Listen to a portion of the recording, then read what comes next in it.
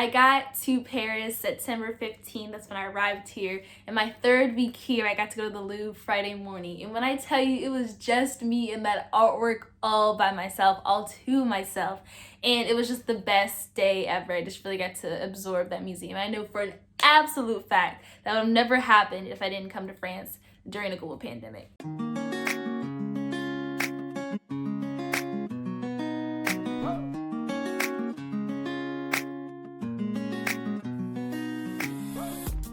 Hello, beautiful people. My name is Savannah, but on the internet I go by Savvy C, and welcome back to Savvy C Scoop. So last week I did 8 things I wish I knew before coming to AUP, the American University of Paris, which I'm here studying global communications for my master's. And that was just like a warning and things that, the not so great parts of coming here, things that were just unexpected to me that I now know living through it. But to balance it out into, share and, overwhelmingly so this experience so far has been positive, I thought, let me do 8 reasons why you should move to Paris, move to France during a pandemic, why you should study abroad now, and why this is the best time to do so. So let's get into it. Number 1, you are limited to your distractions. This is the best time to really just focus and narrow in on school. You were here for a student visa, on a student visa for school, and it's so easy to do so. Specifically, for me last semester with the November lockdown, it was trash at first and it was hard just to navigate, my mental health and everything.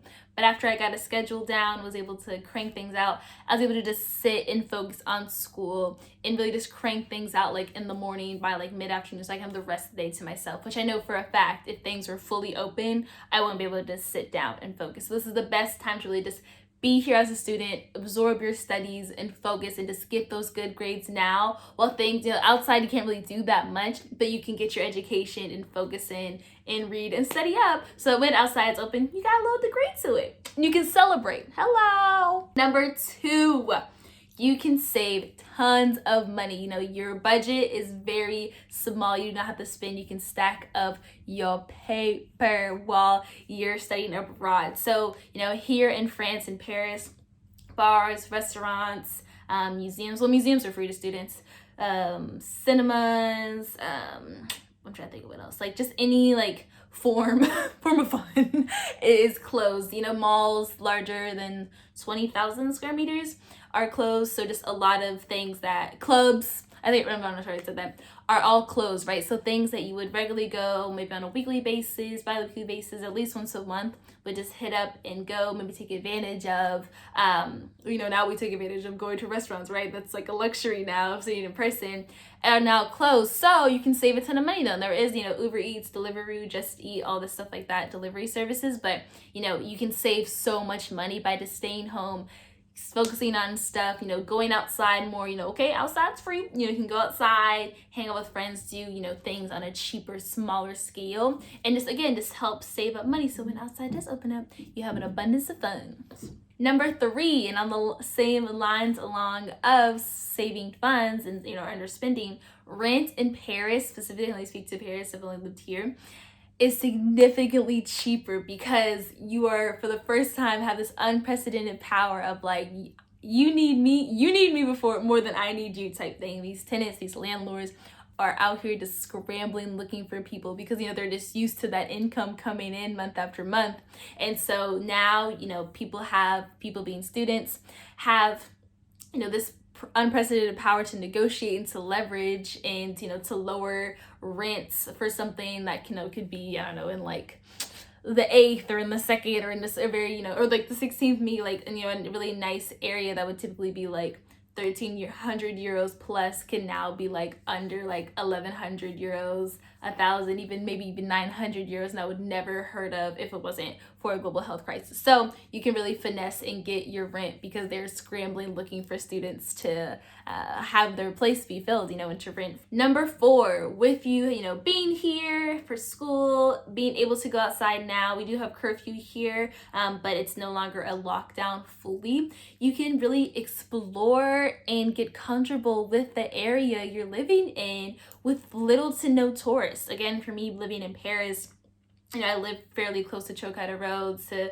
Champs-Élysées, Arc de Triomphe, and it's fairly empty. Like, you know, and I can only imagine what it's like. You know, it's getting warmer now, so more people are out there, but I can only imagine what it would be like, you know, when the streets really open up and people are flooding in from all over the world. But now, you know, I feel like I really have the city to myself to just explore and get to know it on my own terms without just the hustle and bustle of people all cramped in the metro and doing all this stuff. Like, I just don't have to experience that. I don't know those feelings. And you wouldn't know that either if you come here now, because you can really just learn this city and know it by the back of your hands comfortably, fairly quote unquote empty, so that when people do come and it is kind of overwhelming, a lot of people are everywhere, he's like, oh, I got this. I know the drill. Number 5, with, you know, I don't know how much natives might know this, but you can learn the language a bit quicker and easier because, again, no tourists are here and it's just natives and locals.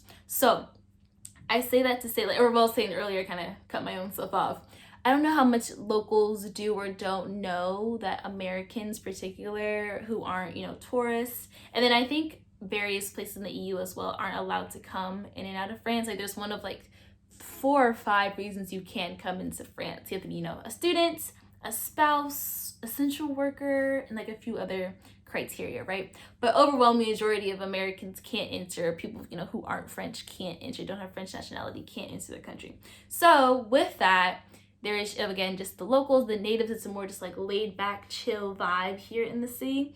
And with that, you have an opportunity to really practice your French. I was at Neutralia for the first time about a month and a half ago, and I was like talking to her, and then she like asked me a question. I kind of stumbled. It was my first time there. I was signing up for a rewards card, and I was like, je suis désolée, je suis américaine, je suis étudiante américaine, blah, blah, blah. And she's like, oh, okay, cool. And she's like, wait, how are you here? And I was like, I'm here, students are allowed in, blah, blah, blah. She's like, oh, do you want to continue in English or do you want to continue to practice your French? And like, that is something that I've heard. I've had that experience twice. I heard from my friends who are also here that are American or from English speaking Anglophone countries, and they've had that too, where the places they frequent or people they talk to on, you know, some form of regularity are willing to, you know, sit and have the time to practice with them, versus, again, if, you know, the streets were fully open, that would not happen. They'd be like, come on now, like, come on, we got the line going on. So again, you know, you can really practice your language skills and speak with natives and practice that, you know, language, practice French in a way you probably wouldn't be able to before. Number 6, people here, and I think just in general, this is like, you know, a worldwide thing, it's a pretty universal thing now, but are far more open to building community. I know for me, like, if 2021, 2020 Savannah met with like 2018, 2019 Savannah, they would have not, like, they're like, you did what? With who? You been where? With who? Like, it would have not, I would have not believed the things that I would have been open to, agreed to, were a part of and experienced while being here. And again, I think that's pretty universal, of the sense of just people getting creative of how to build community, how to meet up safely and, you know, outside, and using outdoor spaces well, and, you know, meeting through teams, doing, you know, live streaming parties, things like that. And I think with that too, moving abroad alone in your, you know, your 20s and your teens, you find other people who are like you, who are just as open to be like, hey, yeah, let's like go get lunch by the Seine. Hey, let's go, you know, do this over here. Like, you know, let's go play tennis here. Let's go do that. Like, things, you know, again, if, you know, things were open and things, you know, were normal, which, what is normal anyways at this point, that probably would not have happened. You know, with restaurants open, bars open, clubs open, everyone just been doing their own thing, very segregated. But now I feel like people are more just communal in nature, and thus, you know, you can meet some friends and meet some new people that you probably would have met otherwise. Number 7, building off of that with the community and people being understanding,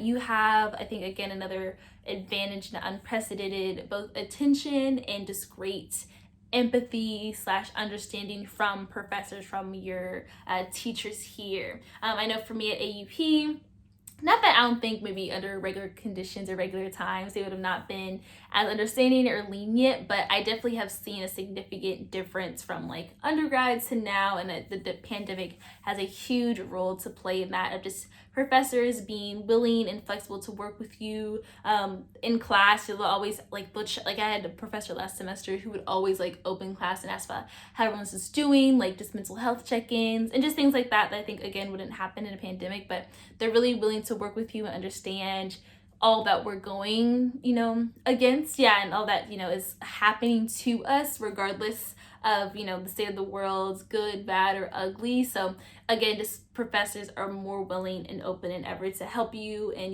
help you along the way, and not be like, well, figure it out on your own, not my job, not my problem type thing. So they're more receptive now than ever before, I would say. In 8, the last but certainly not least point is with, this whole hybrid, in person one day. My school's doing odd even for attendance of like who goes in person, who doesn't, based off your student ID number. So you can be, in person one day, remote another day. We have a hybrid, of course, always, where some people are always online, always, remote versus always in person or whatever.